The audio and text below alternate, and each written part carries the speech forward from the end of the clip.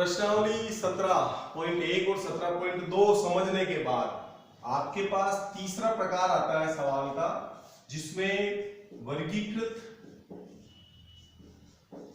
x वह बारंबारता, उसकी बारंबारता में दे रखी होती है। जैसे x और f की टेबल दे दिया आपको, 10 से 20, 20 से 30, 30 से 40, 40 से 50। इस प्रकार से x को वर्गीकृत कर रखा है और उसकी बारंबारता उसके सामने लिखी है। इस तरह के प्रश्न में अगर आपको माध्य निकालने के लिए प्रश्न बोलता है माध्य ज्ञात कीजिए, 17.3 प्रश्नमाला में आपको सारे सवाल इसी प्रकार के मिलेंगे जिन्हें हम यहां सीख रहे हैं। x और f से संबंधित इस सारणी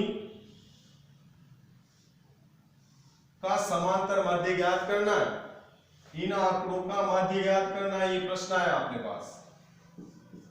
तो ऐसे में माध्य का सूत्र वही पहले वाला लगेगा, sigma fx upon sigma f। लेकिन हम यहां देखें f को x से गुणा करना, लेकिन x तो बहुत सारे हैं इसमें, एक ही बारंबारता के संगत हम देखें तो बहुत सारे x है, 0 से 10 तक x है। अब किससे गुणा करें? 5 को 0 से करें, 10 से करें, 9 से करें, 8 से करें, पता नहीं लगेगा। तो ऐसे में बेटा x का मध्यमान निकाल लिया जाता है। ये जो x है, इस x का मध्यमान x निकालते हैं। क्या निकालते हैं? मध्यमान x। मध्यमान x निकालना कैसे तरीका? इन दोनों को जोड़कर, ये कहलाती निम्न सीमा, ये कहलाती उच्च सीमा। ऐसे ही इसमें निम्न सीमा, उच्च सीमा। इस वर्ग में निम्न सीमा क्या है? 30 और उच्च सीमा कितनी है? 40। मध्यमान x निकालने के लिए वर्ग की निम्न सीमा और उच्च सीमा को जोड़कर 2 का भाग लगाना है। 0 धन 10, 10 उसमें 2 का भाग लगाएंगे तो 5 आएगा अपने पास। तो मध्यमान x कितना हुआ? 5। इसी प्रकार देखो 10 और 20 को जोड़ा बटा 2 किया, 10 और 20 30 बटा 2 कितना आया? 15। तो इसका मध्यमान कितना हुआ? 15। इसका मध्यमान कितना हुआ? 25। इसका मध्यमान कितना हुआ? 35। इसी प्रकार आगे हम निकाल सकते हैं, एक तरीका। दूसरा तरीका देखो कि पहले वर्ग का आप मध्यमान निकाल लें, और अगर वर्गांतर सेम है, समान है, तो जितना अंतर आपको वर्ग में दे रखा है उसी अंतर से आगे आप x लिख देंगे। यहां अंतर 10 का है सब जगह, तो पहला मध्यमान निकाल लिया, इसमें 10 10 जोड़ते जाओ। 10 जोड़ा, 5 में 10 जोड़ा 15, 15 में 10 जोड़ेंगे 25। इस तरह से मध्यमान x निकालने के बाद अगली सारणी कौन सी बनानी? क्योंकि हमें सूत्र में जरूरत है fx के सिग्मा की, तो f इंटू x का टेबल बनाएंगे। 5 को 5 से गुणा, f ये और x ये, इनको गुणा करेंगे।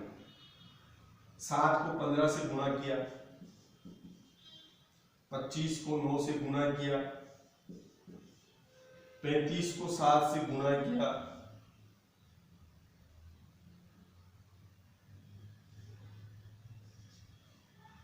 8 को 45 से गुणा किया। इस प्रकार से आपको fx की एक सारणी मिल जाएगी। आप यहां सूत्रानुसार सिग्मा fx निकालेंगे एक तो, और एक सिग्मा f निकालेंगे। आंकड़ों की संख्या वो यहाँ सिग्मा f से निकलती है, जिसको n भी बोल सकते हैं, और इसका मान इनको जोड़ो, 7 और 5 12, 12 और 9 21, 21 और 7 28, 28 और 8 36। इनकी जोड़ कितनी बनती? इकाई के नीचे इकाई जमा रखा आपने, दाई के नीचे दाई, सैकड़ा के नीचे सैकड़ा, तभी ये जोड़ सही आ पाएगी। आगे पीछे लिख दोगे तो जोड़ में मिस्टेक हो सकती है। तो ध्यान से टेबल बनानी है, साफ सुथरी टेबल बनानी है। जोड़ा हमने 10 10 20, 2 2 4, 2 6, 4 10 और 6 16, हासिल 1 2 2 4 2 6 और 3 9।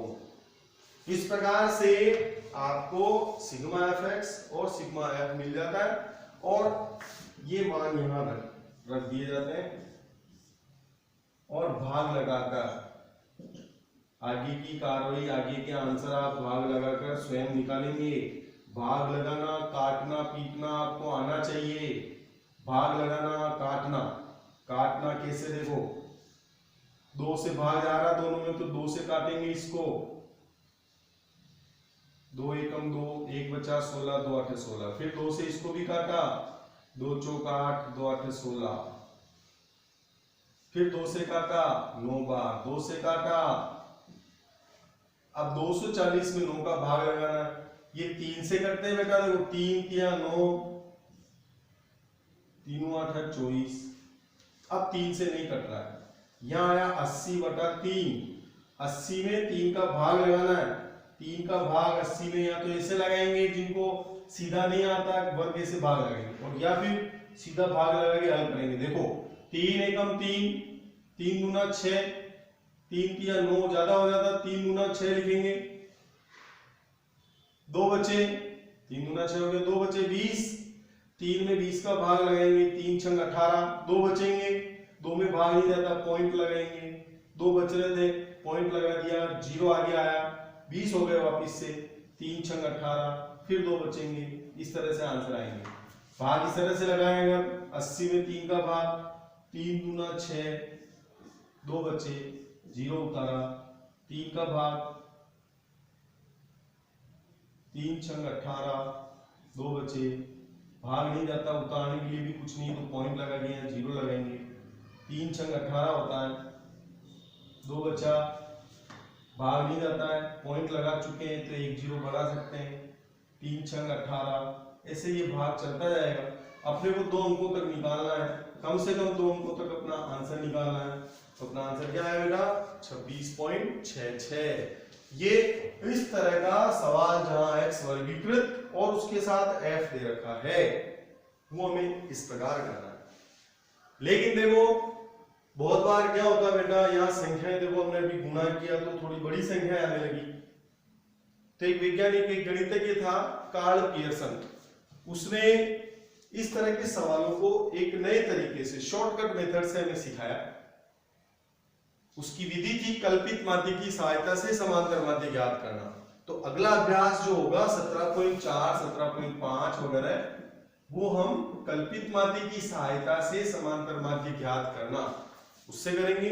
सवाल यही होगा, लेकिन उसमें सूत्र थोड़ा अलग हो जाएगा।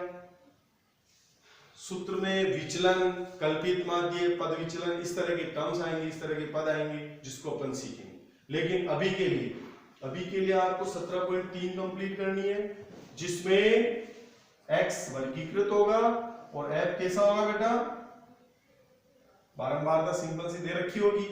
x और f के आधार पर आपको मध्यमान निकालना है इस तरह से x का, और मध्यमान निकाल के fx की टेबल बनानी है। ये मध्यमान x, ये f, इनका गुणा करते हुए fx की टेबल बनानी है और इस सूत्र में रखना है। ये सूत्र अपने को वही जो पहले वाले सवाल में काम में लिया था। अब तक हमने 2 सूत्र काम में लिए समांतर माध्य के, एक तो ये और एक सूत्र काम में लिया हमने समांतर माध्य का sigma fx upon sigma f। 17.1, 17.2 और 17.3 वो इस सूत्र से करनी है। 17.1 में कुछ सवाल अलग है, लेकिन जो प्रारंभिक सवाल है वो आपको इस तरह से कर लेने हैं। ओके बेटा, नोट कर लो इसको कॉपी में, समझ लो और फिर 17.32 के सवाल आप करेंगे।